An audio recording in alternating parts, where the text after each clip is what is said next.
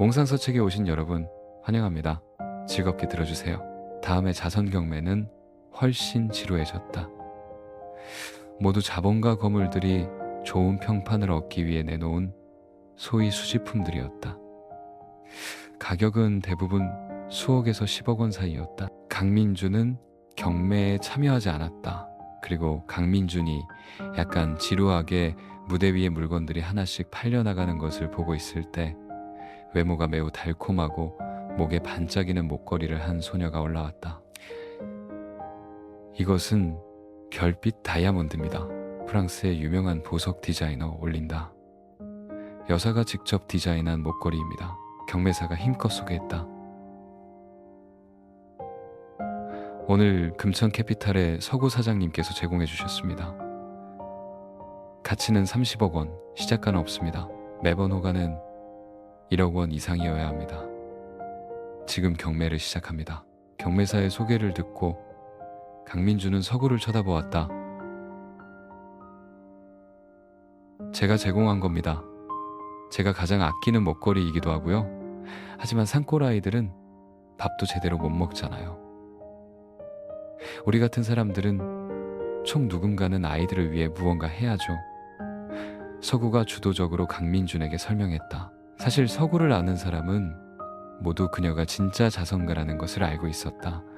그녀가 지난 몇 년간 자선에 쓴 돈은 이미 1조 원이 넘었다. 하지만 그녀의 힘은 제한적이었고 그래서 그녀는 더 많은 뜻있는 사람들이 참여하기를 바랐다.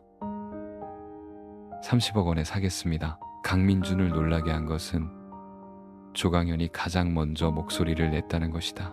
비록 시작가는 없었지만 어쨌든 사회자가 별빛 다이아몬드의 가치가 30억 원이라고 말했으니 조강현도 체면이 있어서 30억 원보다 낮은 가격을 부를 수는 없었다.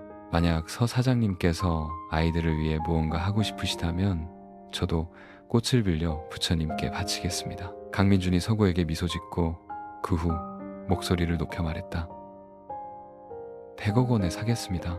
강민준이 외친 100억 원에 조강현의 얼굴색이 즉시 어두워졌다. 전체 경매는 거의 1시간 이상 진행되었다. 강민준은 어떤 물건도 경매하지 않았고 조강현도 당연히 나서지 않았다. 겨우 이 아름다운 별빛 다이아몬드를 보고 조강현은 경매에서 어유미에게 선물하고 싶었다. 어쨌든 그의 작은 여자친구 어유미는 어제 진이에게 한 대 맞았고 방금 전 클럽 입구에서 강민준에게 적지 않은 서름을 당했다. 그리고 그는 어유미의 오랜 남자친구로서 영향력을 고려하여 어유미를 편들 수 없었으니 별빛 다이아몬드를 경매해서 어유미를 좀 달래주고 싶었다. 그렇지 않으면 오늘 밤 돌아가면 어유미가 그를 건드리지 못하게 할지도 모른다.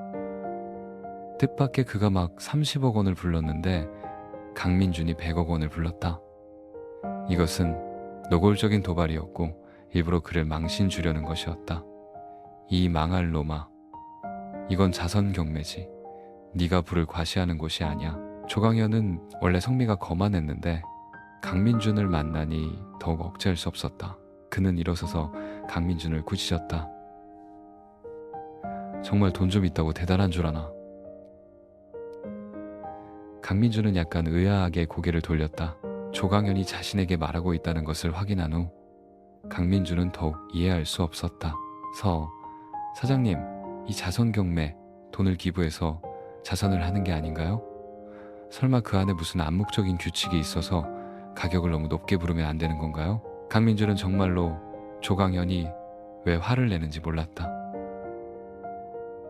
비록 강민준도 이 조강현을 좋아하지 않았지만 정말로 그를 겨냥할 의도는 없었다. 강민준의 이 100억 원은 완전히 서구를 지지하기 위함이었다. 어쨌든 이 별빛 다이아몬드는 서구가 내놓은 것이었으니까 절대 없습니다. 서구가 강민준에게 한마디 하고 고개를 돌려 조강현에게 말했다. 조 사장님, 오해하신 것 같은데요? 민준이는 저한테 자선을 위해서라고 말하지 마세요.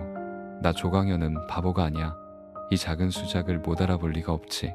조강현도 화가 나서 직접 반박했다. 자선을 하고 싶다고? 왜 아까 그렇게 많은 경매품에는 경매하지 않았지?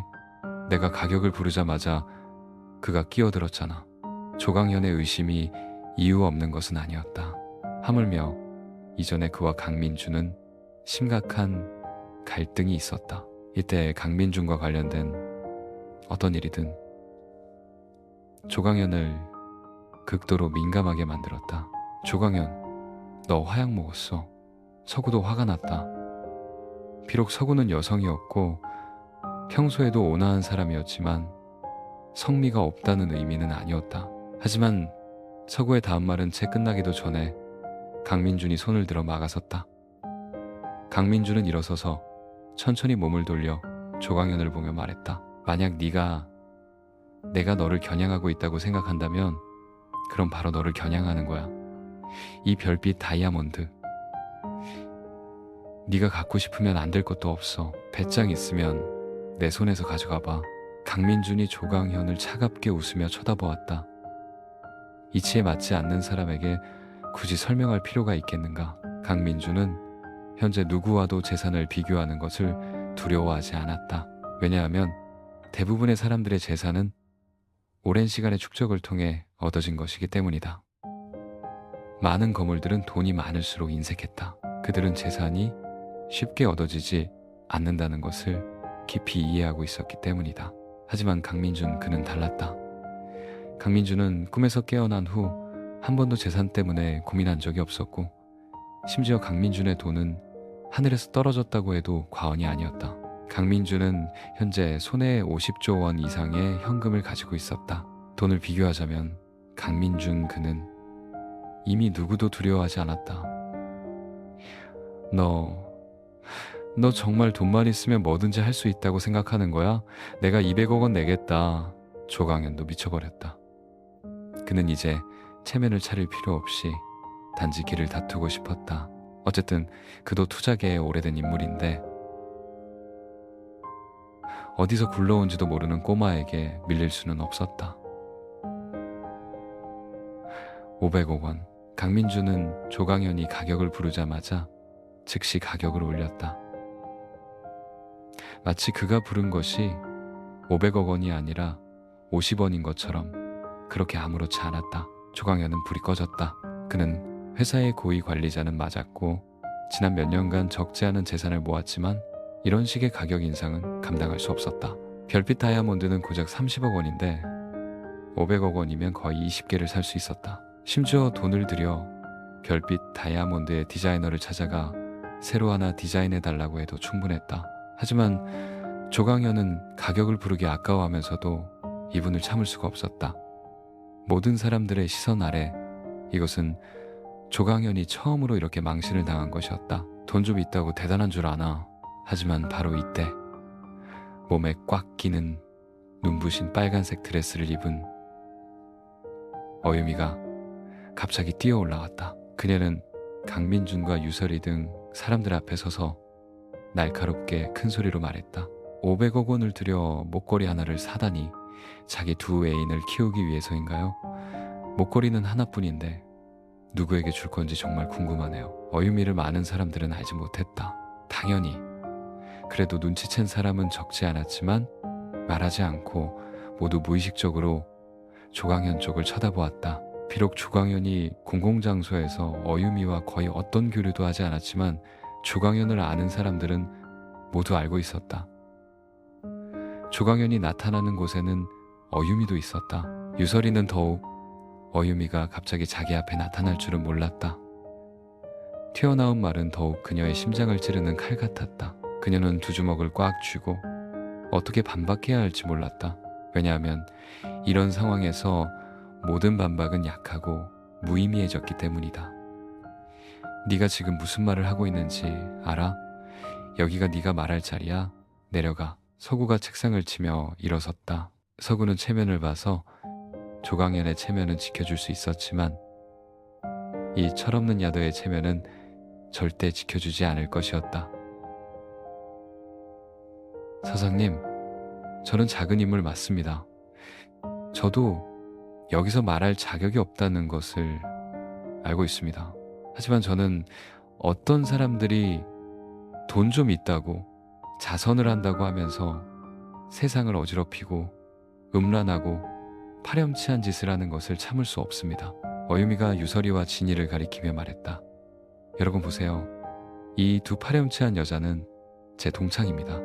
지금 그들은 모두 여러분이 말하는 그 신비한 개인 투자자에게 보살핌을 받고 있습니다. 그들은 풍속을 어지럽히고 꽃을 망가뜨리고 짝! 하지만 어유미의 말이 채 끝나기도 전에 강민준에게 세게 뺨을 맞았고 직접 어유미를 무대 아래로 날려버렸다. 비록 나는 여자를 때리지 않지만 내 눈에 너는 더 이상 여자라고 할 자격이 없어. 강민준은 약간 저린 손바닥을 쥐고 심지어 어유미를 쳐다보기도 귀찮다는 듯 고개를 돌려 조강현 쪽을 쳐다보았다. 조강현, 이때가 되었는데 설마 당신은 아무 말도 할 생각이 없나? 몇몇 상황을 모르는 관객들은 멍했다. 이 일이 조강현이랑 무슨 상관이지? 내가 무슨 말을 해? 네가 여자를 때렸는데 설마 네가 할 말이 없다는 거야?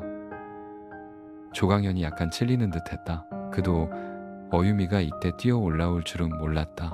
이 갑작스러운 상황에 그도 멍해졌다. 조강현은 즉시 놀랐고 불길한 예감이 마음속에 솟아올랐다. 네가 내가 말하기를 원했으니 그럼 내가 말하지. 강민준이 목을 가다듬고 조강현에게 차갑게 말했다. 중심증권의 고위 관리자로서 밖에서 애인을 키우다니 당신은 부도덕합니다. 당신의 애인이 동료를 모함하고 비방하고 모욕하는 것을 방치하다니 당신은 신의가 없습니다. 어른으로서 조금의 어른다운 풍채도 없으니 당신은 바로 위선적인 소인배입니다. 너 헛소리하지 마. 나는 쟤를 몰라. 유설이의 동공이 강민준을 응시하며 쉴 새 없이 커졌다. 유설이의 반응에 강민준은 깜짝 놀랐고 마음속으로 유동현을 미친 듯이 원망하며 불안해했다. 그 뚱땡이 유동현 녀석 느끼할수록 좋다고 하지 않았나? 망했어. 이 느끼한 멘트 너무 과했나? 강민준이 기억하기로는 이런 느끼한 멘트들은 2017년에 유행하기 시작해서 그 후 순식간에 전국으로 퍼져나갔다. 강민준의 갑작스러운 말, 누나는 나의 미소 밀크티예요. 그래야 내가 누나를 손바닥 안에 소중히 담을 수 있으니까. 유설이는 머리가 웅 하고 울리는 것을 느꼈고 마음속으로 미친 듯이 외쳤다. 이 녀석 무슨 약을 잘못 먹었기에 이런 느끼한 말을 하는 거야. 유설이는 애써 천리박사람을 거절하는 듯한 차가운 표정을 유지하려 했지만 뺨은 말을 듣지 않고 붉게 달아올랐다. 잘 익은 사과처럼 심장은 쿵쾅거리기 시작했다. 강민준은 유설이의 멍한 모습을 보고 처음에는 마음이 덜컥 내려앉으며 속으로 큰일 났다고 외쳤다. 내가 너무 지나쳐서 사람을 화나게 한 건가? 하지만 유설이의 얼굴에 스치는 홍조를 보자 그는 즉시 기뻐졌다. 희망이 있군. 이야 너 분명 입만 뻣뻣하지 마음속으로는 엄청 좋아하고 있을 거야. 과연 여자를 달래는 것은 그 망할 뚱땡이 유동현이 말한 대로였다. 늦게 할수록 좋다. 강민준은 단숨에 밀어붙였다. 그 10년 동안 빌부터 살면서 그는 매일 쇼폼 비디오 속에서 살았고 억지로 수많은 느끼한 멘트들을 보았다. 마침내 실력을 발휘할 기회가 온 것이다. 오늘 누나 좀 이상해 보이는데요. 강민준은 짓궂은 웃음을 참으며 유설이를 뚫어지게 쳐다보았다. 네, 내가 이상하다고. 유설이는 본능적으로 대답했지만 마음속으로는 미친 듯이 중얼거렸다.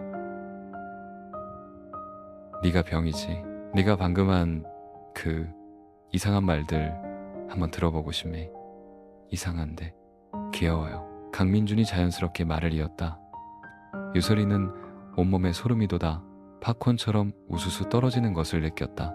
28년 동안 차가운 성격 때문에 그녀는 어릴 때부터 얼음덩어리라는 별명을 가지고 있었다. 한 번도 누가 귀엽다는 말로 그녀를 묘사한 적이 없었다. 유설이는 힘들게 침을 삼키고 이를 악물며 말했다. 너 입 닥쳐. 이 말을 내뱉자 유설이의 손등에 푸른 힘줄이 솟아나는 것을 참을 수 없었고 마음속으로는 스님이 경을 외듯 중얼거렸다. 때리면 안 돼. 때리면 안 돼. 하지만 그저 외워서 말할 줄만 아는 강민주는 더욱 신이 났다. 유설이의 폭발 직전 표정은 전혀 신경 쓰지 않았고 자신이 말하는 느끼한 멘트들이 유설이에게 어울리는지 아닌지도 고려하지 않았다. 강민주는 더위 만만하게 유설이의 힘줄이 솟아난 손등과 자신의 발등을 가리키며 고개를 저으며 말했다. 봐요. 이건 누나 손등, 이건 내 발등. 누나는 내 소중한 보물, 비오베이 귀염둥이 애인등을 부르는 애칭. 유설이는 듣고 나서 휙 하고 자리에서 벌떡 일어났다. 더 이상 참을 수 없었고 참을 필요도 없었다. 세상에 어떤 학생이 자기 선생님에게 당신은 나의 보물이라고 말한단 말인가? 그녀가 어떤 사람인데 정말 그녀를 18살 소녀처럼 달래려 하는 건가? 강민준. 유설이는 부끄럽기도 하고 화가 나기도 해서 가슴이 격렬하게 오르내렸지만 그녀의 말은 채 나오기도 전에 강민준의 눈이 멀지 않은 곳에 있는 피아노를 보았다. 또 다른 느끼한 멘트가 마음속에서 솟아올라 서둘러 유설이의 말을 끊었다. 누나, 피아노 칠 줄 아세요? 아니, 이 두 글자를 유설이는 이가 거의 부서질 정도로 내뱉었다.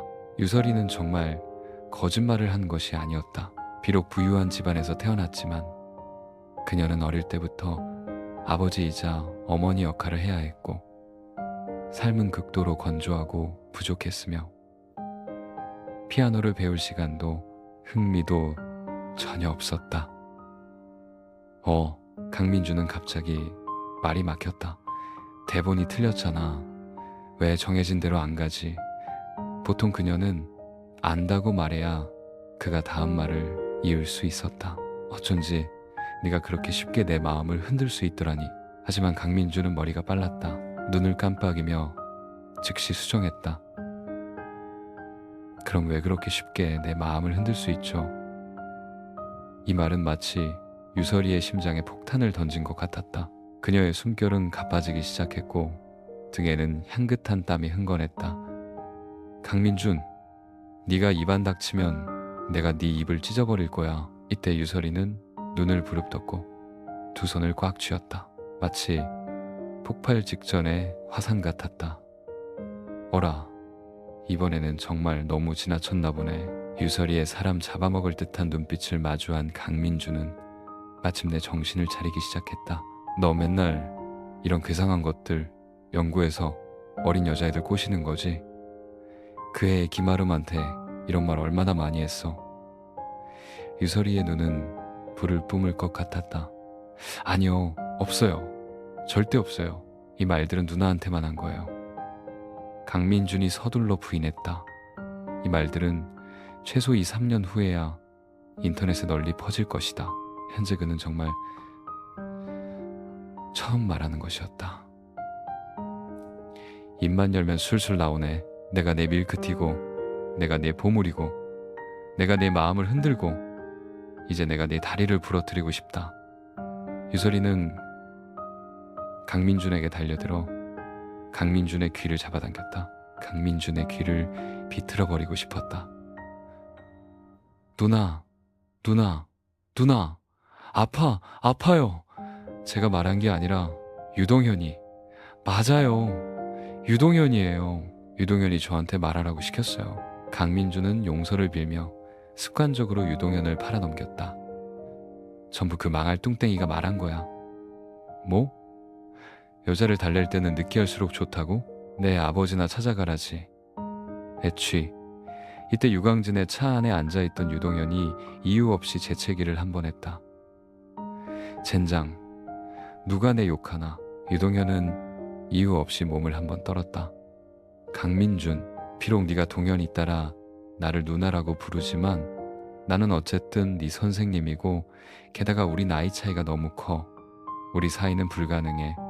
너는 이상한 생각하지 않는 게 좋아. 진정된 후 유설이는 붉어진 얼굴로 잠시 생각하다 이를 악물고 말했다. 어떤 일은 미리 명확하게 말하는 것이 좋았다. 그녀가 정말 강민준과 사귄다고 해도 그녀 자신이 그 심리적 장벽을 넘을 수 있을지는 차치하고서라도 그녀와 강민준 사이의 나이 차이는 넘을 수 없는 깊은 골이었다. 누나, 진실을 듣고 싶으세요? 유설이의 말투가 갑자기 진지해지는 것을 본 강민준도 진지하게 물었다. 유설이는 강민준의 말투가 이상하다는 것을 듣고 강민준을 한번 쳐다보고는 서둘러 시선을 피하며 침묵했다. 사실 예전에는 제가 정말 감히 누나에 대해 어떤 생각도 하지 못했어요. 강민준이 진지하게 말했다. 하지만 교통사고 후에 저도 깨달은 셈이죠. 이 시간 동안 함께 지내면서 제가 정말 누나를 좋아하게 되었다는 것을 발견했어요. 강민준이 입을 다물자 유설이의 얼굴은 더욱 붉어졌고 마음속은 달콤했지만 그녀의 말투는 오히려 더욱 엄격해졌다. 이미 여기까지 말했으니 제가 한숨에 다 말하게 해주세요. 강민준이 쓴웃음을 한번 지었다. 누나 친구 진이가 저한테 물었어요. 제가 누나에게 행복을 줄 수 있냐고요. 만약 아니라면 누나의 삶을 더 이상 방해하지 말라고요. 저는 오랫동안 생각했어요. 저는 할 수 있다고 생각해요. 만약 누나도 저처럼 며칠 동안 매 순간 저를 생각하고 저를 보지 못하면 마음이 불안하다면 그럼 부디 자신의 마음을 따라주세요. 부디 저를 받아주세요. 유설이는 일순간 할 말을 잃고 멍해졌다. 그녀는 강민준이 감히 이렇게 직설적으로 말할 줄은 전혀 예상하지 못했다. 그녀의 마음이 어찌 강민준과 같지 않겠는가.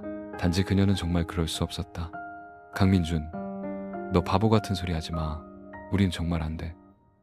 유설이는 힘들게 침을 삼켰고 목소리가 낮아졌다. 우리 나이가 여기에 놓여 있어. 우리가 세상의 시선을 신경 쓰지 않는다고 해도 내 가족은 어때? 그들이 동의할까? 예를 들어 내 동생? 여기까지 말한 유설이는 갑자기 말이 막혔다. 그녀의 배신자 동생은 이미 입을 바꿔 매형이라고 부르고 있었다. 유설이는 어색하게 서둘러 말을 바꿨다. 우리 아빠, 그분은 분명 동의하지 않으실 거야.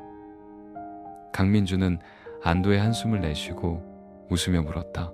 그럼 누나 말은? 누나 아버지만 동의하시면 누나는 저랑 사귀는 걸 기꺼이 받아들이겠다는 거죠. 강민준의 이 말이 나오자 유설이는 즉시 침묵했고 얼굴은 다시 붉어지기 시작했지만 마치 귀신에 홀린 듯 고개를 끄덕였다. 그건 쉽죠. 지금 바로 누나 아버지께 전화해서 의견을 여쭤볼게요. 강민주는 말하자마자 바로 행동에 옮겼다. 그는 즉시 핸드폰을 꺼내 유광진에게 전화를 걸었다. 겨우 창호지를 뚫었으니 반드시 기회를 잡아야 했다. 단숨에 유설이를 확정지어야 밤이 길어 꿈이 많아지는 것을 피할 수 있었다. 그렇지 않으면 유설이가 또 만나기를 피하면 강민준이 어디 가서 사람을 찾겠는가. 유설이의 나이에 대해 말하자면 이것은 단점일 수 있지만 강민준은 유설이의 장점을 무시할 수 없었다. 아름답고 마음씨 착하며 강민준이 원유 시장에서 20조 원 이상 버는 것을 보고도 동요하지 않았다. 세상에 어떤 여자가 이렇게 할 수 있겠는가. 심지어 강민준이 그녀 손에 있는 비트코인을 사면서 그녀에게 1조 원을 더 주었는데 그녀는 오히려 미안해하며 기어이 유광진을 불러내어 강민준에게 유성그룹의 20% 지분을 주었다. 돈 때문에 몸을 팔고 심지어 영혼까지 파는 김아름과 비교하면 이런 유설이에게 어떤 단점이 가려지고 용납될 수 없겠는가. 하물며 두 사람은 심리적 나이가 비슷했고 두 마음이 공명할 수 있었다. 그것으로 충분했다. 진정한 사랑은 어려울 때 서로 돕는 것이다. 유설이는 강민준이 정말로 자기 아버지에게 전화를 걸려는 것을 보고 얼굴에 당황한 기색이 역력했다. 그녀는 무의식적으로 손을 들어 막으려 했지만 강민준의 단호한 표정을 보자 그녀의 마음은 다시 부드러워졌다.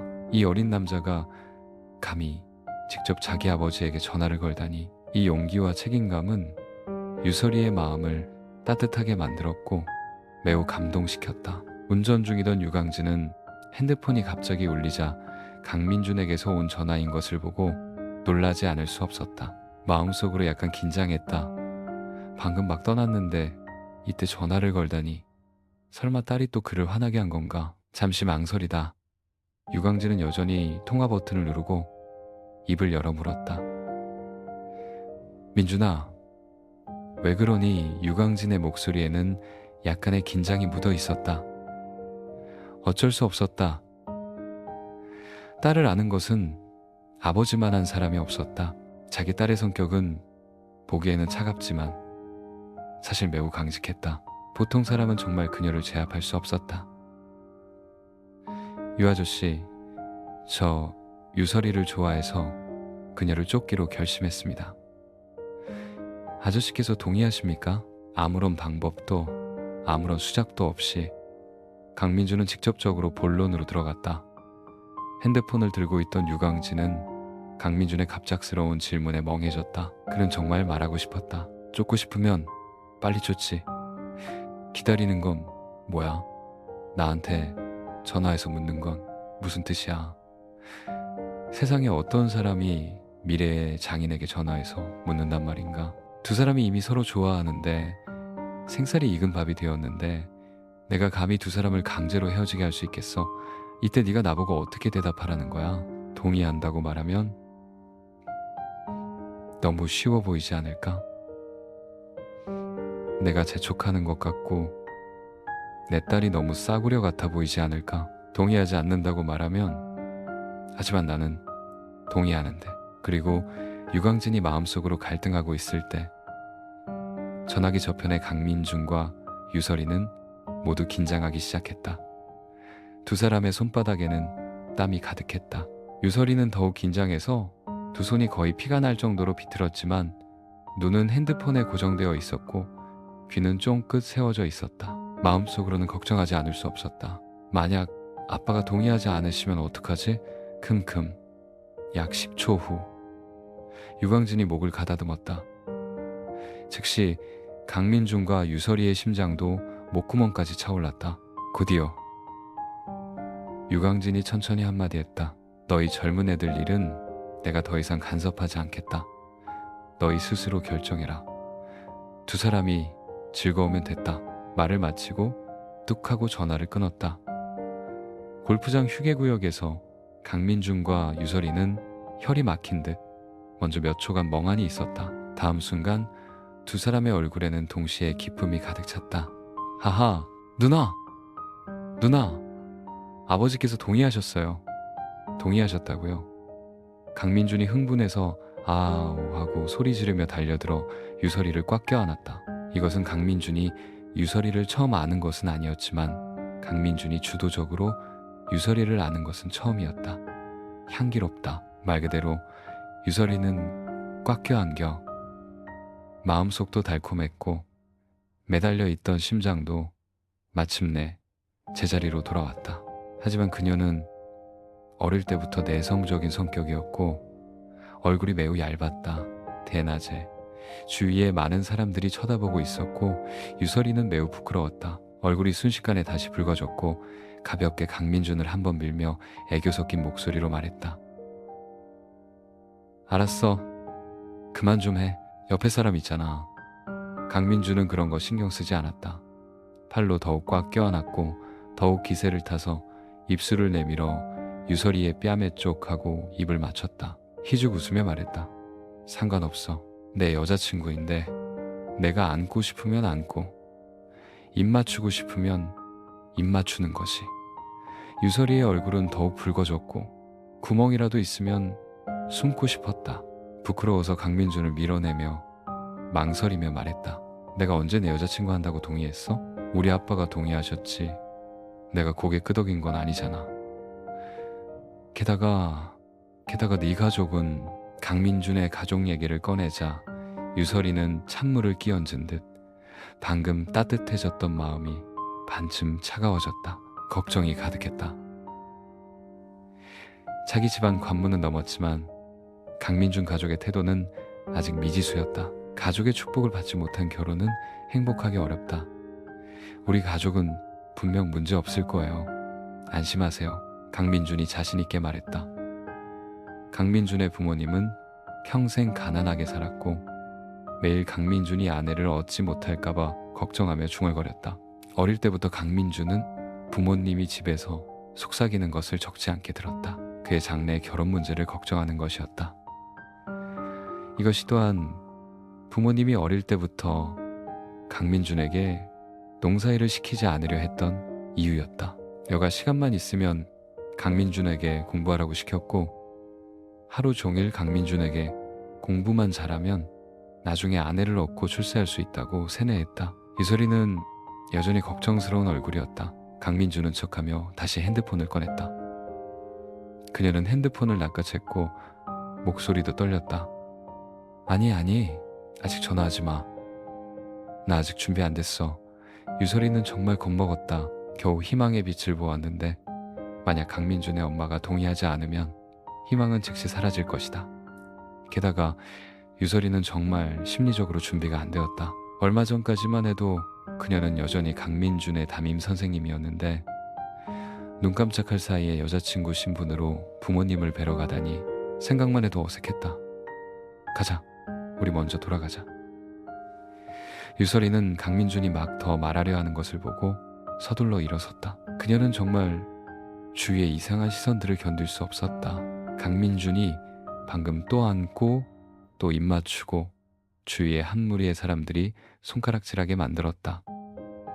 유설이는 얼굴이 얇아서 구멍이라도 있으면 숨고 싶었다. 강민준이 웃으며 서둘러 손을 내밀었다. 유설이가 경계하며 강민준을 쳐다보았다. 뭐 하려고? 손 잡아야죠. 우리 합법이잖아요. 강민준이 희죽 웃으며 설명했고 기대감이 가득했다. 안 잡아.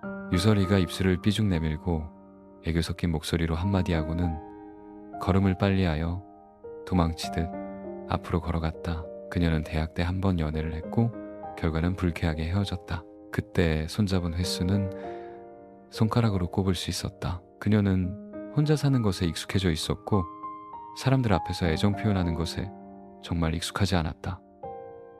손 좀 잡아줘요. 저 누나 아버지의 뜻을 받들어 누나 쫓아다니는 거잖아요. 강민주는 포기할 생각이 없었다. 재빨리 쫓아갔다. 안 잡아. 부끄러워. 유설이는 걸음을 더 빨리 했고 총총 뛰어갔다. 강민주는 마음을 굳혔다. 그냥 바로 격치기 스타일로 밀어붙였다. 그는 한 걸음 달려들어 유설이의 약간 떨리는 손을 꽉 잡고 놓지 않았다. 강민준, 너 죽고 싶어? 빨리 놔. 부탁이야. 유설이는 이때 정말 부끄러워서 고개를 들지 못했고 목소리에는 애원이 가득했다. 겨우 손을 잡았는데 어떻게 쉽게 놓을 수 있겠는가. 행인들의 이상한 시선은 전혀 개의치 않고 반쯤 끌고 반쯤 밀며 유설이를 배에 태워 해방섬을 떠났다. 꽃은 두 송이 피어 각각 다른 이야기를 전한다. 해방섬을 떠난 후 심충은 극도로 짜증이 났다. 모처럼 이 작은 관내에서 이렇게 청순하고 탈속적인 여자를 만났는데 가장 중요한 것은 이 여자가 자신이 상한 부동산의 태자라는 것을 분명히 알면서도 주도적으로 품에 안기지 않았다는 것이다. 이것은 즉시 심충의 강한 정보격을 불러일으켰다. 남자는 성실한 사람이든 한량 도련님이든 주도적으로 품에 안기는 여자에 대해서는 대부분 거절하지 않을 것이다. 하지만 마찬가지로 쉽게 얻은 것은 소중히 여겨지지 않을 것이다. 얻을 수 없는 것만이 영원히 소동을 일으킨다. 심충은 유설이가 자신을 거절하는 것은 허락할 수 있었지만 유설이에게 다른 남자가 있는 것은 절대 허락할 수 없었다. 그 임현이라는 놈 찾아봐. 그놈 오라고 해. 나는 그 강민준이라는 놈이 도대체 어느 신성한 존재인데 감히 나 심충과 여자를 다투는지 묻고 싶다. 어이쿠, 심도련님, 오늘 어디 가셨었어요? 제가 하루 종일 찾았잖아요. 심충이 묵고 있는 호텔에서 이면이 황급히 달려왔다. 이면은 아버지 임중혁의 엄명을 받았다. 무슨 일이 있어도 반드시 심도련님 곁을 잘 지켜야 했다. 설사 심도련님이 하늘의 달을 원해도 그는 방법을 생각해내서 심도련님을 위해 따다줘야 했다. 왜냐하면 현재 임성그룹은 강민준에게 휘둘려 원기가 크게 손상되었기 때문이다. 만약 상한부동산이라는 거목에 기댈 수 있다면 그것은 절대적으로 임성그룹에게 하늘이 내린 재탄생의 기회였다. 하지만 오늘 아침 심도련님이 사라졌다. 이면은 조급해했다.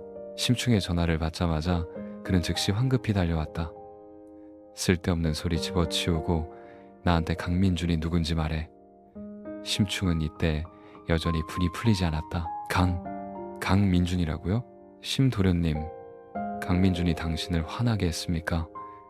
이면은 멍했다가 즉시 기쁨을 감추지 못했다. 정말 잘됐다. 이면은 원래 어떻게 칼을 빌려 사람을 죽일지 생각하고 있었다. 상한부동산 태자의 신분으로 강민준 하나 짓밟는 것은 식은 죽 먹기 아닌가? 하지만 그는 너무 의도적으로 하고 싶지는 않았고 심충의 미움을 살까 두려워했다. 어쨌든 지금은 협력이 가장 중요했다. 이제 심충의 표정을 보니 더 이상 남에게 죄를 뒤집어 씌울 필요가 없었다. 강민준과 심도련님은 이미 맞붙은 것 같았다. 말해. 나는 걔의 모든 정보를 알고 싶어. 심충은 이때 매우 화가 나서 이면을 흘겨보았다. 이면은 서둘러 마음속에 은밀한 기쁨을 감추고 말했다. 심도련님, 조급해하지 마세요. 이 강민준은 고작 졸병일 뿐입니다. 제가 이미 걔 신분을 조사했습니다. 농촌 출신이고 집은 찢어지게 가난하지만 운 좋게도 걔 담임 선생님이 유성그룹의 아가씨입니다. 유설이라는 이름을 듣자 심충은 멍했다. 내 말은 유설이와 강민준이 사제관계라고? 맞습니다. 강민준은 이제 막 18살이고 방금 고등학교 졸업했습니다. 이면이 계속해서 말했다. 저희 임성그룹은 관내부동산 업계의 선두 기업입니다. 저희는 기꺼이 유성그룹과 협력하여 시장 일부를 유성그룹에 양보했습니다. 하지만 유성그룹은 야심이 너무 커서 부동산의 거대한 이익을 보고 저희 임성그룹에게 감사하기는커녕 오히려 저희 임성그룹을 삼키려 했습니다. 그래서 유성그룹은 몰래 자금을 조달하여 강민준을 내세워 저희 임성그룹의 주식을 공격했습니다. 이면은 비록 무식했지만 시비를 일으키는 능력은 여전히 있었다. 어쨌든 임성그룹 출신이고 명문가의 자제 중에 쉬운 상대가 어디 있겠는가.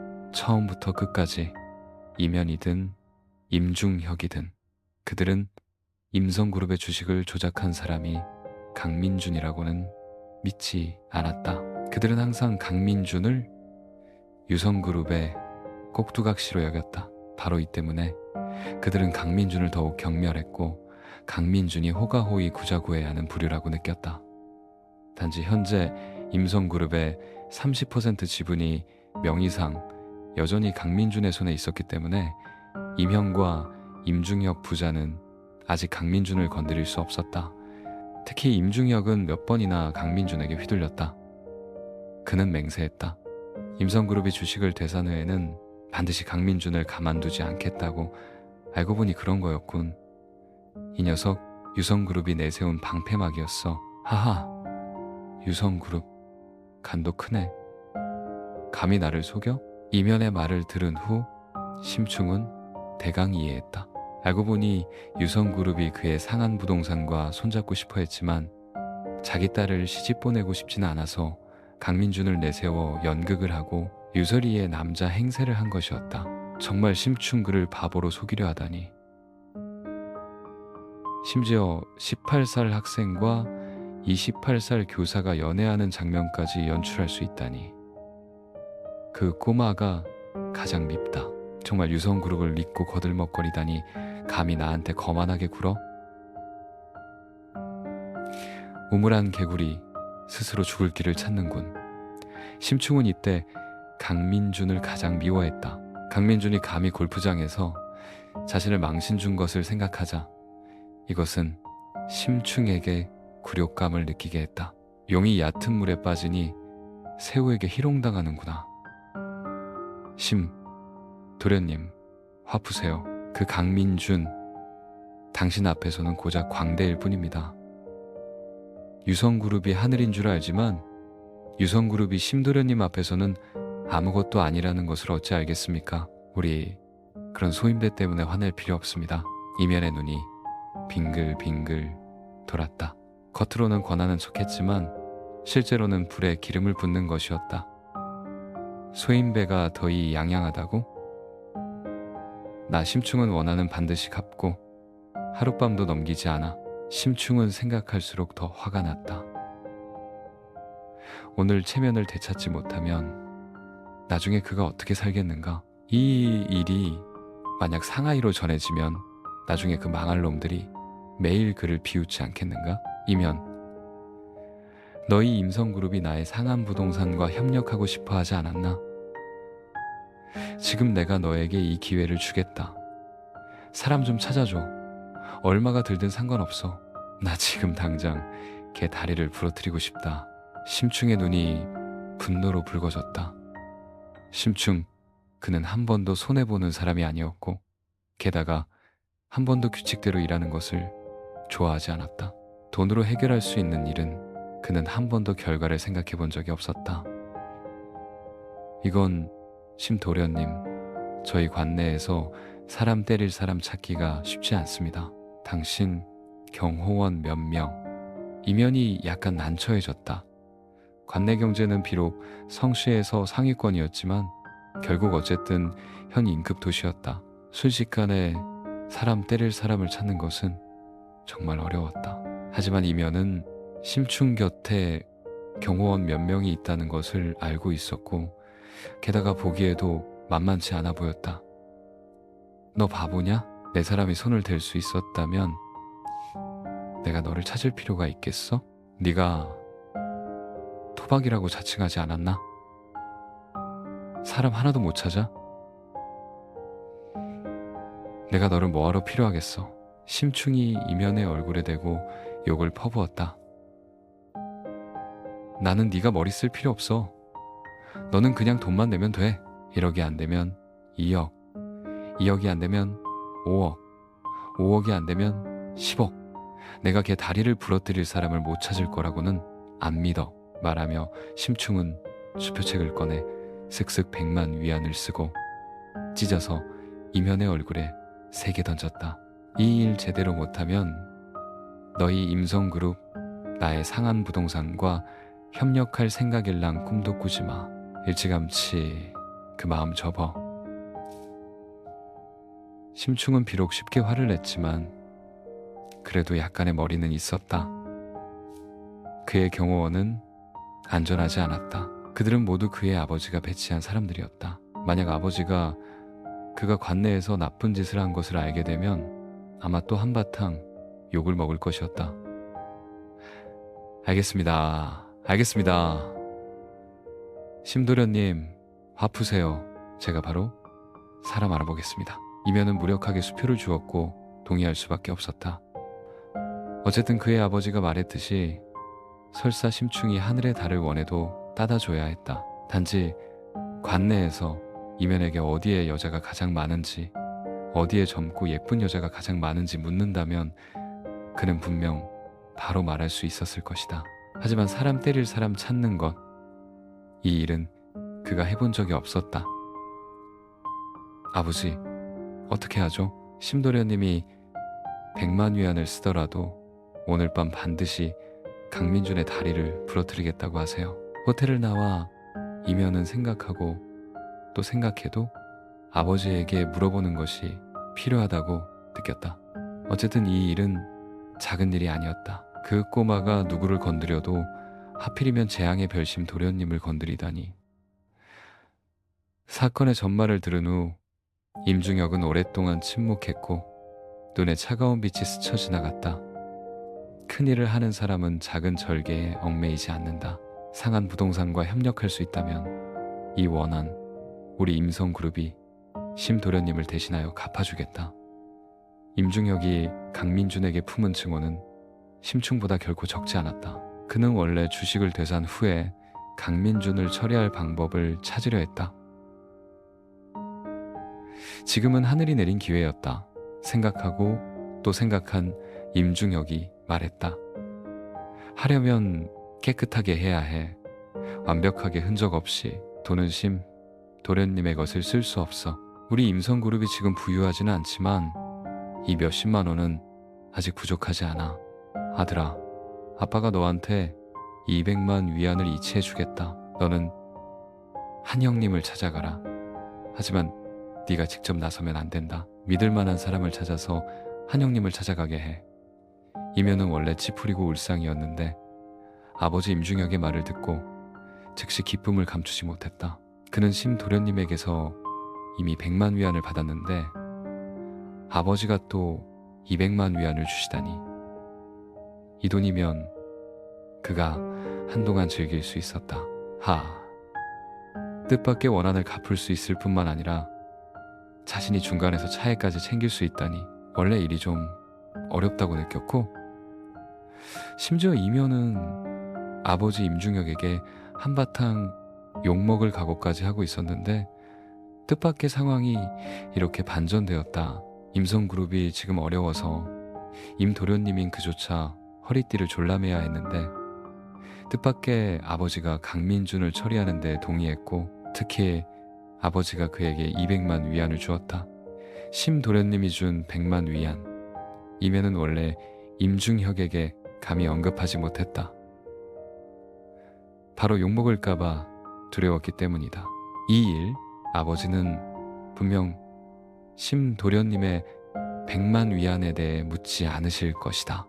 심도련님도 분명 이 일을 언급하지 않으실 것이다. 100만 위안은 심도련님에게는 용돈일 뿐이다. 이면은 거의 자신이 똑똑하다고 자화자찬하고 싶었다. 강민준아, 강민준, 이번에는 네가 어떻게 죽는지 보자. 이면은 이미 강민준이 두 다리가 부러져 땅바닥에서 비명을 지르는 광경을 보고 싶어 안달이 났다. 그는 즉시 머릿속으로 선별하기 시작했다. 도대체 누구를 찾는 것이 더 좋을까? 비록 그에게 따르는 사람이 적지 않았지만 전문적으로 싸우는 사람은 없었고, 게다가 만약 무슨 일이 생기면 분명 그를 불 것이다. 곧 이면은 자신의 절친한 친구 한 명을 생각해냈다. 그보다 더 적합한 사람은 없었다. 주도야, 할 일 하나 있는데 감히 할래? 이면이 즉시 전화를 걸었다. 임도련님, 무슨 일이세요? 내 외삼촌 지하 도박장 열지 않아? 내 외삼촌 풍안한테 사람 다리 하나 부러뜨리는데 50만 위안이면 하겠냐고 물어봐. 이면이 바로 말했다.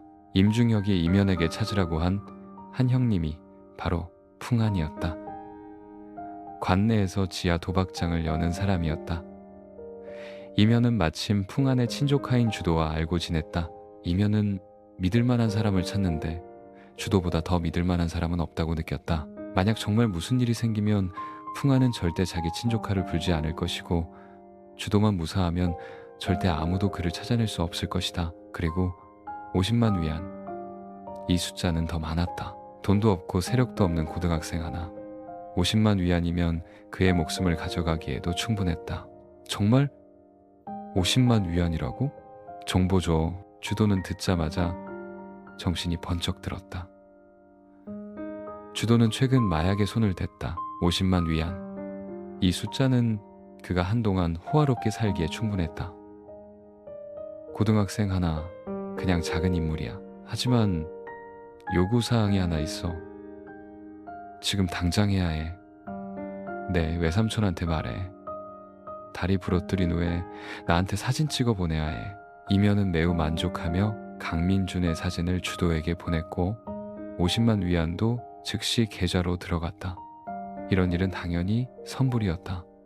돈 벌었다. 돈 벌었다. 주도는 은행카드에 찍힌 50만 위안을 보고 기뻐서 펄쩍 뛰었다. 이 일, 외삼촌을 찾는 것은 분명 안 되었다. 우선 외삼촌이 쉽게 나서지 않을 것이고 외삼촌이 여러 번 명령했다.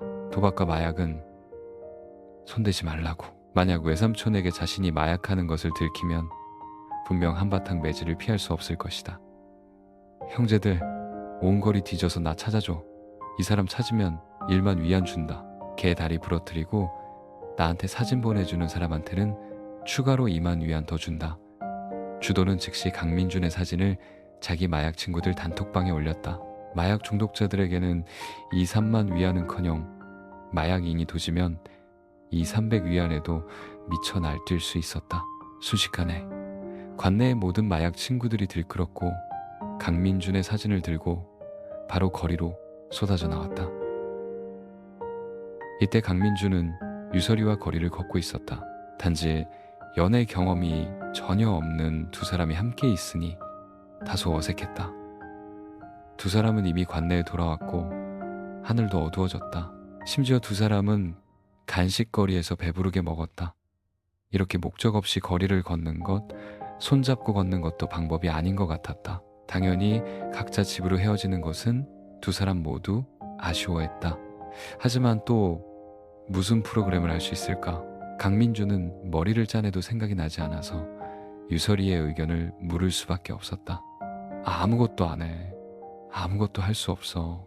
강민준의 말에 유설이는 즉시 꼬리 밟힌 고양이처럼 극도로 경계했고 심지어는 약간 당황했다. 왜냐하면 그녀는 남녀가 사귀면 거리 걷고 나서 그 부끄러운 일들을 해야 한다고 들었기 때문이다. 절대 안 돼. 이 일, 그녀는 저녁 내내 경계하고 있었다. 비록 마음속으로 강민준을 받아들였지만 몸은 아직 안 되었다. 누나, 제 말은 다음에 우리 어디 가서 놀까요? 강민준도 유설이의 반응에 깜짝 놀라 서둘러 설명했다. 놀러 간다고. 유설이는 멍했다. 그 순간 발가락으로 땅을 파서 방 3개짜리 집 한 채를 파낼 수 있을 것 같았다. 누나는 어떻게 생각하셨는데요? 유설이가 극도로 부끄러워하는 것을 본 강민준이 일부러 장난스럽게 물었다.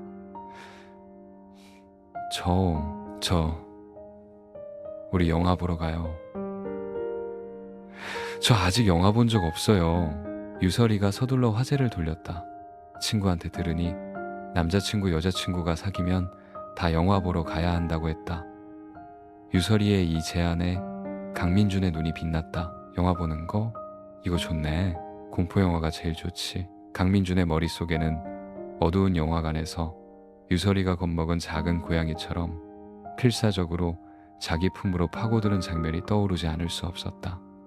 생각만 해도 흥분되었다. 하지만 강민준의 침이 막 흘러내리려 할 때 비쩍 마르고 누런 얼굴의 한 남자가 갑자기 그와 유설이 앞을 막아섰다. 이 사람은 손에 핸드폰을 들고 강민준을 보았다가 다시 핸드폰을 보았다. 네가 강민준이야. 비쩍 마른 남자의 얼굴에 극도의 놀라움이 나타났다. 당신은... 강민준은 멍했다. 나 아는 사람 아닌 것 같은데 네가 정말 강민준이라고? 비쩍 마른 남자가 다시 확인하며 물었다. 나 맞는데 우리 아는 사이인가요? 강민준은 더욱 의아해졌다. 내가 돈 벌 운이 있구나. 마침내 너를 찾았어. 말하며 비쩍 마른 남자가 갑자기 품에서 야구 방망이를 꺼내 바로 강민준의 머리를 향해 휘둘렀다. 갑작스럽고 사건이 너무 갑자기 일어나서 강민준은 전혀 반응하지 못했다. 눈앞에서 커지는 물풀의 나무 야구 방망이를 뻔히 보면서 강민준은 완전히 그 자리에 멍하니 굳어버렸다. 퍽! 하지만 둔탁한 소리가 울려 퍼졌고 곧이어 비쩍 마른 남자가 바로 뒤로 날아갔다. 유설희였다. 유설희의 반응은 극도로 빨랐다. 발을 들어 한 번 차서 그 남자의 배를 세게 찼다. 너 뭐 하는 거야? 유설이는 놀란 후 땅바닥에 누워있는 남자를 향해 꾸짖었다. 방금 만약 그녀가 반응이 빠르지 않았다면 강민준의 머리는 이미 깨졌을 것이다. 내 2만 위안, 아니 3만 위안 다 내 거야. 비쩍 마른 남자의 얼굴에는 고통이 가득했지만 입으로는 중얼거렸다. 힘들게 기어 일어나서 다시 강민준을 향해 달려들려 했다. 너 병 있냐? 내가 너 알아? 강민준은 식은땀을 흘렸다. 방금 맞았다면 죽지는 않아도 반쯤 죽었을 것이다. 다행히 옆에 유설이가 있었다. 이야, 너 정말 너무 용맹하다. 어쩐지 예전에 학교 화장실에서 유설이가 유동현을 울부짖게 만들 수 있었는지. 과연 무술을 연마한 사람이었다. 퍽 달려들던 남자가 다시 한번 유설이에게 차여 날아갔다. 연속으로 2번 차여 날아가자 그 남자도 유설이에 대한 깊은 경계심을 드러냈다. 그는 맞아서 아픈 가슴을 움켜쥐고 주위를 한 바퀴 둘러보더니 갑자기 목청을 돋워 크게 외쳤다. 근처에 형제들 없어? 강민준 여기 있어. 빨리 와. 우리 같이 걔 다리 부러뜨리자. 2014년 국내 마약 상황은 여전히 꽤 심각했고 특히 일부 현급 도시는 더욱 중점 지역이었다. 2018년이 되어서야 범죄 소탕 캠페인에 전면적인 나팔 소리가 울려 퍼지면서 마약 중독자의 수가 비로소 급격히 줄어들기 시작했다. 이제 강민준이 있는 도시에서는 모든 마약쟁이들이 강민준의 일 때문에 들끓었다. 수천 명의 마약쟁이들이 거리로 쏟아져 나와 강민준이라는 사람을 미친 듯이 찾고 있었다. 비쩍 마른 남자는 자신이 운 좋게 가장 먼저 강민준을 발견했다고 생각했다. 그는 자신이 혼자서 상금을 독차지할 수 있을 것이라고 생각했다. 뜻밖의 유설이에게 깔끔하게 해결당하자 그는 도움을 청할 수밖에 없었다. 그리고 그의 외침이 울려 퍼지자 거리에 많은 사람들이 걸음을 멈추고 구경했다. 그중 2명이 역시 비쩍 마른 남자가 갑자기 달려들었다. 뜻밖의 정말 너를 만났네. 하, 강민준, 오늘 네 다리 우리가 접수한다. 그중 한 사람이 쇠파이프를 꺼냈고 다른 한 사람은 손에 단도를 꺼냈다. 원래 거리에 많은 사람들이 구경하러 몰려들려 했지만 번쩍이는 단도를 보자 각자 멀리 피했다. 이 거리에서 빨리 해결하자. 서둘러. 다른 한 사람이 단도를 들고 손을 대려 했다. 누나 도망가요. 강민준은 본능적으로 유설이를 뒤로 보호했다. 그 단도를 본 강민준도 정말 당황했다. 설사 유설이의 실력이 아무리 뛰어나도 칼과 벽돌을 만나면 꼼짝 못할 것이다.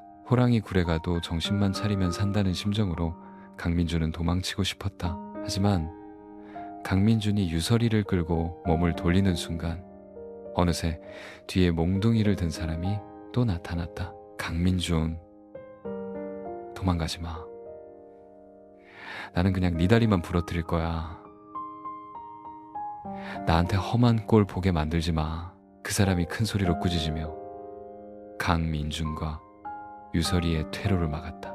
하나같이 강민준의 다리를 부러뜨리겠다고 큰 소리치는 것을 보니 분명 모두 강민준을 겨냥한 것이었다. 말하는 사이에 강민준과 유설이는 이미 3사람에게 포위당했다.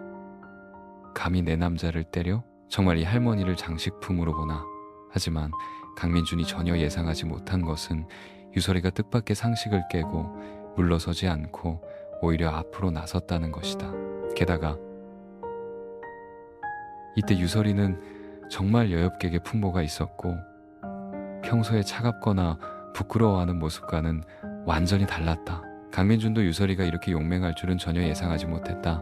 유설이는 몸놀림이 민첩했고 한 번의 날아차기로 정면으로 달려들던 사람을 똑바로 차버렸고 곧이어 멋진 뒤돌려차기로 옆에서 공격하던 사람을 다시 땅바닥에 차 넘어뜨렸다. 이 사람들은 비록 모두 무기를 가지고 있었지만 여러 해 동안의 마약잉은 이미 그들의 몸을 망가뜨렸다.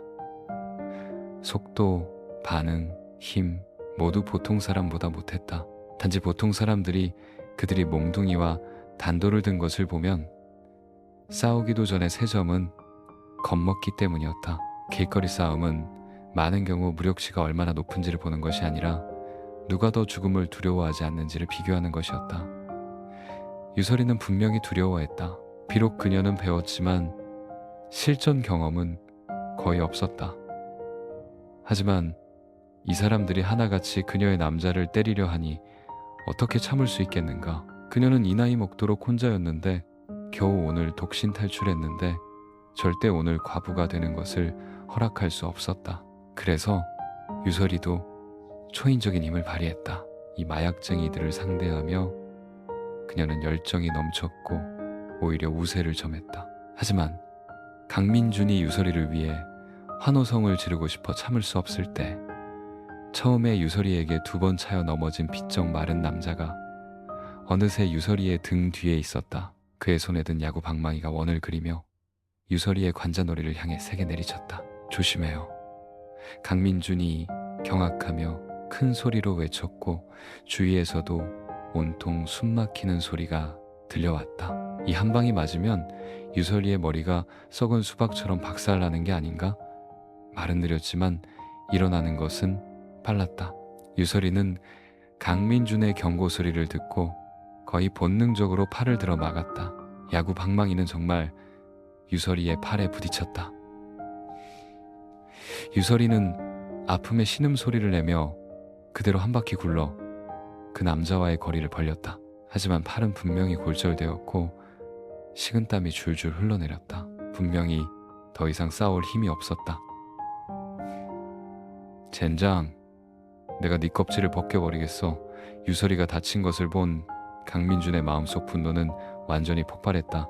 이 순간 강민준은 완전히 두려움을 잊었고 오직 혈기왕성한 으르렁거림만이 남았다.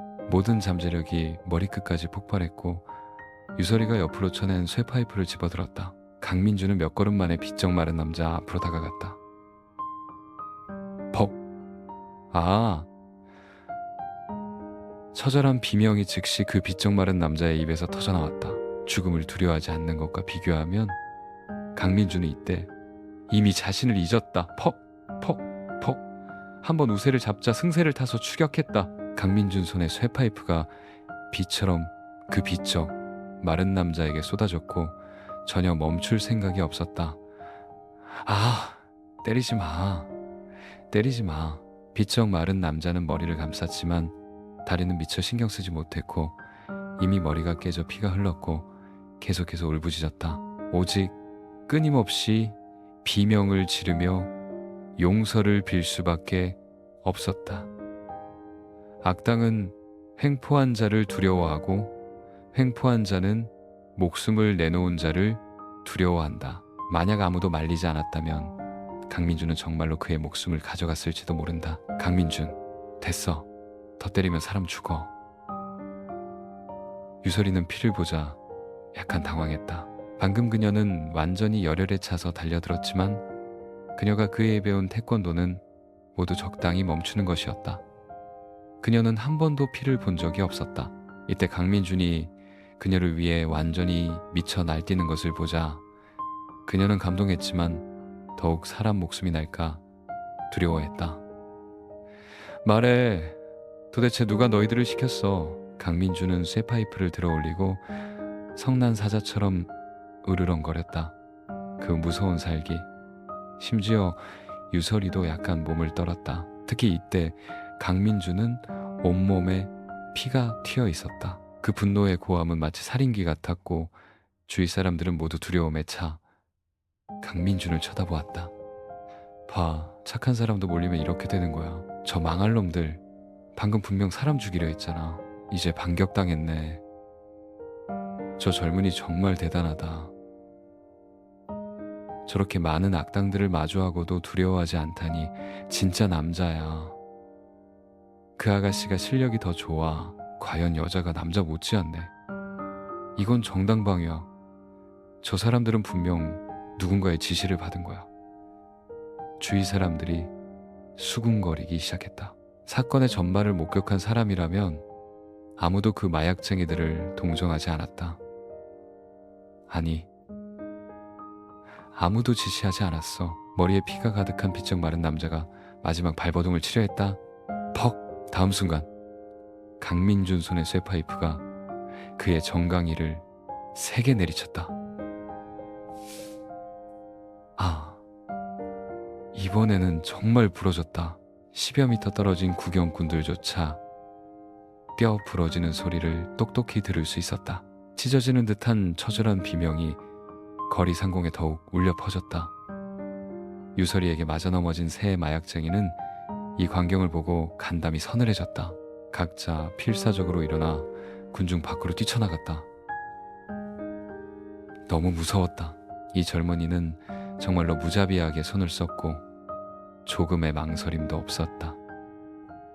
돈은 중요하지만 목숨이 더 중요했다. 그리고 군중 속에는 원래 소식을 듣고 온 몇몇 마약쟁이들이 있었는데 이 광경을 보고 간담이 서늘해져 조용히 몸에 숨긴 칼, 총, 몽둥이들을 쓰레기통에 버렸다. 그리고 이때 강민준이 한방망이로 그 남자의 다리를 부러뜨린 후 분명히 멈출 생각이 없었다. 강민준이 손에 든 쇠파이프를 들어올려 그의 다른 쪽 다리를 부러뜨리려 할 때 말할게요. 주도예요. 주도가 우리한테 오라고 했어요. 강민준은 유설이를 병원으로 데려갔고 누렇고 비쩍 마른 마약 중독자는 간단한 처치 후 경찰서로 끌려갔다. 강민준의 전화를 받은 유광진과 유동현은 발칵 뒤집혔다. 그들은 밤새 병원으로 황급히 달려왔다. 유설이의 팔은 골절되었고 병원에 남아 관찰해야 했다. 그리고 유광진과 유동현보다 더 초조한 사람은 장기철이었다. 도시는 원래 크지 않았고 오늘 밤의 일은 이미 온 도시에 떠들썩하게 퍼졌다. 소식을 들은 장기철은 즉시 병원으로 강민준을 찾아왔고 강민준 앞에서 경찰서에 전화를 걸었다. 막 서장, 우리 관내 치안 문제가 매우 심각합니다. 우리 관내 상인이 거리에서 불량배들에게 둘러싸여 맞았다니 이것은 우리 관내 경제 발전에 매우 부정적인 영향을 미칩니다. 나중에 어떤 상인이 감히 우리 관내에 투자하러 오겠습니까? 장기철이 고작 은행 지점장이라고 얕보지 마라. 어쨌든 구경은행이었고 그도 일정한 직급이 있었다. 하물며 그는 관내 인민대표였고 감독권이 있었으며 종종 관내의 일부 경제 정책 결정 회의에 참여했고 현지 금융 분야에서 매우 큰 발언권을 가지고 있었다. 관내의 일부 공공기반 시설, 복지건설 등에 필요한 모든 재정 지원은 모두 그의 승인이 필요했다. 장형님, 그만 좀 하세요. 민원 전화가 터질 지경입니다. 제가 반드시 엄격하게 처리하고 최대한 빨리 통보하겠습니다. 안심하세요. 제가 반드시 제대로 처리하겠습니다. 장기철의 전화기에서 울지도 웃지도 못하는 목소리가 들려왔다. 막 서장, 저는 한마디만 하겠습니다. 끝까지 감독하겠습니다. 말을 마친 장기철은 전화를 끊었다. 비록 그가 강민준에게 보여주기 위한 연기적인 요소가 있었지만 이번에는 그가 정말로 자신의 감독권을 행사할 것이었다. 이것은 막 서장에게 경고하는 셈이기도 했다. 그리고 이때 경찰서에서 막 서장은 무력한 표정을 지었다. 이 일은 설사 장기철의 경고가 없었더라도 그가 감히 덮어줄 수 없었다. 어쨌든 영향이 너무 나빴다. 거리에서 폭행하고 피까지 흘렸으니 각 부서에서 모두 전화를 걸어 문의했고 그중 공산국의 조 국장이 가장 먼저 전화를 걸었다. 모두 엄격하게 처리하라고 요구했다. 게다가 공산국의 조 국장 입에서 다친 사람이 유성그룹의 아가씨이고 다치지 않은 젊은이는 더욱 무섭다는 것을 알게 되었다. 관내에서 유일하게 등록 자본이 억 단위에 달하는 기업 법인이었다. 현재 관내에는 3개의 중점 기업밖에 없는데 이제 그중 둘이 피해자가 되었다. 관내 GDP는 여전히 이 기업들에 의존해야 했다. 만약 이 일에 공정한 해명이 없다면 난리가 나지 않겠는가? 이렇게 많은 부서의 특별한 관심 아래 막 서장은 생각하고 또 생각해도 직접 신문하기로 결정했다. 하지만 막 서장이 예상하지 못한 것은 원래 단순한 사회폭행 사건인 줄 알았는데 신문에 보니 일련의 사건들이 줄줄이 엮여 나왔다는 것이다. 첫째는 마약 복용이었다. 용의자의 핸드폰에서 단톡방 하나를 발견했다. 군자방이라는 이름의 단톡방 안에는 300명 이상이 있었고 모두 마약 중독자들이었다. 이 300명 이상을 소탕하면 이미 큰 공적이었다. 둘째는 청부상이었다. 단톡방 정보에는 거의 100명에 가까운 사람들이 강민준의 다리를 부러뜨리러 가겠다는 의사를 밝혔고 관련된 사람이 너무 많았다. 이것은 이미 특대형 조직 사건이었다. 이 사람들은 분명히 가중처벌될 것이고 그중 주모자인 주도는 더욱 밤새 급습당해 잠결에 경찰서로 잡혀왔다. 다시 신문에 보니 더욱 충격적인 소식이 나왔다. 이번 청부상에는 하청 방식이었다. 임성그룹의 도련님 이면이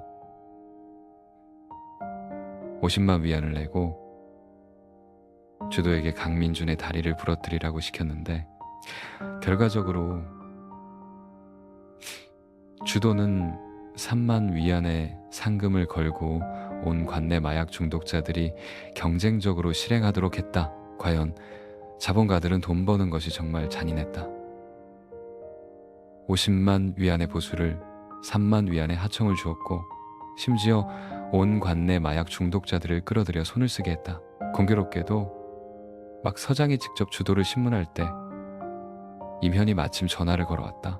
막 서장은 주도를 한바탕 경고하고 나서야 통화 버튼을 눌렀다. 주도야, 네 외삼촌 도대체 되는 거야? 안 되는 거야? 내가 50만 위안 현찰을 내고 네 외삼촌한테 연락해서 강민준 다리 부러뜨리라고 한 거잖아. 설마 네 외삼촌이 지하도박장 열면서 믿을 만한 사람 몇 명도 못 찾는다고는 말하지 마. 봐, 곧 12시 다 됐어. 이때 관내 최고급 호텔에서 이면은 인체의 신비를 탐구하고 있었다. 어쨌든 벼락부자는 모두 보복성 소비를 해야 했다. 그는 오랫동안 이렇게 거리낌 없이 봉황무리 송룡 같은 활동에 참여하지 못했다. 활동이 막 끝나고 시계를 보니 곧 12시였지만 주도의 전화는 여전히 오지 않았다. 이면은 직접 전화를 걸어 재촉할 수밖에 없었다. 임도련님, 성공했습니다. 하지만 사진을 직접 보내드리면 증거를 남기기 쉬우니 차라리 어디 계신지 알려주시면 제가 직접 가져다 드리겠습니다. 막 서장의 이전 지시에 따라 주도는 협조할 수밖에 없었다. 동시에 주도의 마음속으로는 이면의 18대 조상까지 욕했다. 일 있으면 일이나 말하지 왜 꼭 내 외삼촌을 언급해야 하냐. 신문관들 앞에서 네가 내 외삼촌이 지하 도박장 연다고 말했잖아. 내가 네 할머니 다리나 열지. 주도는 당장 이면을 잡아와서 죽더라도 같이 죽고 싶었다. 오, 성공했다고? 하, 맞다. 증거를 남기면 안 되지. 역시 너야. 역시 네가 나를 알아. 그럼 빨리 와. 나 XX 호텔 703호에 있어. 이면은 흥분했다. 그는 사진을 보고 싶어 안달이 났다. 그리고 이면이 자기 방 번호를 말하자마자 막 서장은 즉시 사람을 보내 체포하게 했다. 동시에 주도의 외삼촌 풍안도 마찬가지였다. 지하 도박장 연다고? 그럼 이 기회에 호랑이와 파리를 함께 잡자. 그날 밤 관내 경찰력은 밤새도록 일했다고 할 수 있었다. 수백 명의 마약 중독자들을 잡아야 했고 지하 도박장에 한 형님도 잡아야 했다. 관내 역사상 오늘 밤이 가장 떠들썩한 밤이었고 아마 역사에 기록될 것이다. 하지만 막 서장은 이 일을 곰곰이 생각한 후 최종적으로 상부에 보고하기로 결정했다. 어쩔 수 없었다. 온 관내에 고작 3개의 뛰어난 기업이 있었고 모두 관내의 얼굴이었다. 이제 셋 다 사건에 연루되었다. 만약 이 일이 잘 처리되지 않으면 아마 큰 파문을 일으킬 것이다. 막 서장처럼 똑똑한 사람은 상부에 보고한 후 망설이다가 각 부서의 지도자들에게도 한 번씩 통보했다. 이건 여러분이 저에게 엄격하게 처리하라고 요구한 겁니다. 무슨 일 생기면 같이 책임집시다. 하지만 막 서장이 예상하지 못한 것은 거의 모든 지도자들이 여전히 범죄자를 엄격하게 처벌하라고 한 목소리로 요구했다는 것이다. 막 서장은 조금만 생각해보니 이해했다. 비록 임성그룹이 관내에서 발전했지만 발전의 중심은 어쨌든 도청 소재지로 옮겨갔다. 그리고 유성그룹이든 그 강민준의 민준캐피탈이든 모두 관내의 진짜 기업이었다. 과연 현실적이어야 했다. 곧 목욕가움만 걸친 임현 도련님이 체포되었고 즉시 그의 핸드폰을 압수하여 임현이 외부와 연락하는 것을 엄격히 금지했다. 임현은 정말 어리석고 의지가 약하다고 해야 할 것이다. 한바탕 달래고 겁주자 거의 모든 것을 털어놓았다. 하지만 임현은 그래도 효심은 있어서 자기 아버지 임중혁은 불지 않았다. 하지만 심 도련님이 준 100만 위안짜리 수표는 찾아냈다. 망했다. 일이 커지려 한다. 상하이에 상한 부동산까지 연루되었다. 막 서장은 갑자기 울고 싶은데 눈물이 나지 않는 기분을 느꼈다. 그는 정말 좀 겁먹었다. 단서를 따라 계속 파헤치니 파내는 무마다 이전 거보다 더 컸다. 서둘러 다시 지시를 요청하러 갈 수밖에 없었다. 하지만 경찰서의 떠들썩함과는 달리 이때 병원에서는 모든 사람들이 떠난 후 강민준 혼자 유설이 곁을 지키고 있었다. VIP 병실에서 강민준은 유설이에게 사과를 깎아주며 떠보듯 유설이에게 물었다. 누나, 정말 무술할 줄 아세요? 누나, 말해보세요.